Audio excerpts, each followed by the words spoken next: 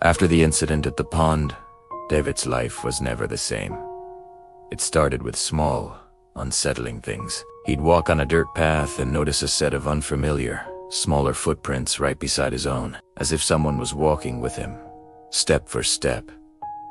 But when he turned around, there was never anyone there, just the wind rustling through the trees. Then, things escalated. One night, he woke up with a chilling feeling, the kind that makes the hair on your arms stand up. He slowly opened his eyes, and there, at the foot of his bed, was a shadow. It wasn't a trick of the light. It was the distinct silhouette of a person, just standing there, watching him. He blinked, and it was gone.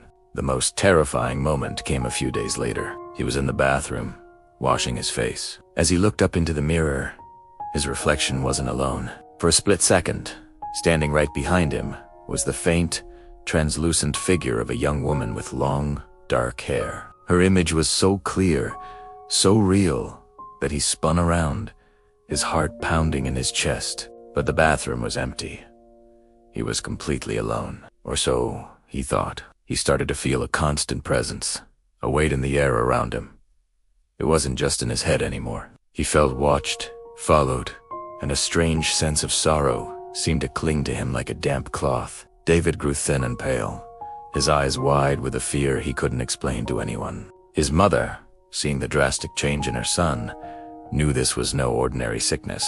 This was something beyond medicine, something rooted in the spiritual world. She took him to see a renowned Krukamer, a spiritual teacher known for his deep connection to the other side. The old teacher listened patiently to David's story, his eyes closed as if he was seeing the events himself. When David finished, the teacher nodded slowly. He explained that the spirit of the girl who drowned in the pond hadn't moved on. She had seen David that day, and in her lonely, confused state, she had developed a deep, otherworldly affection for him.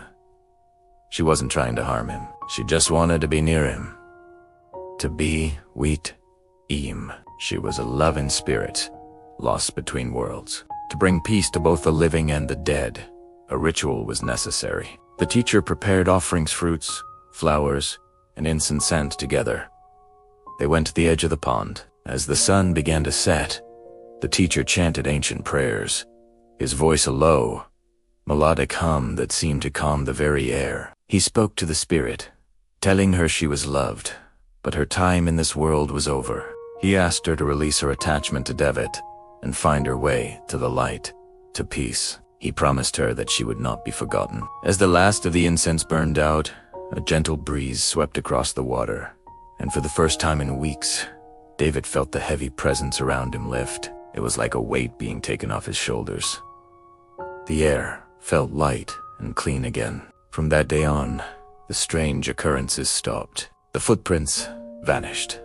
The shadows disappeared, and his reflection in the mirror was once again his own. The world returned to normal, but David was a changed man. The experience left a permanent mark on him. He became more cautious, more respectful of the unseen world that exists alongside our own, and he made a solemn vow to himself. He would never, ever go near that pond again. Some places hold memories, and some memories are best left undisturbed. Thank you for listening, and if you enjoyed this story, please like and subscribe for more.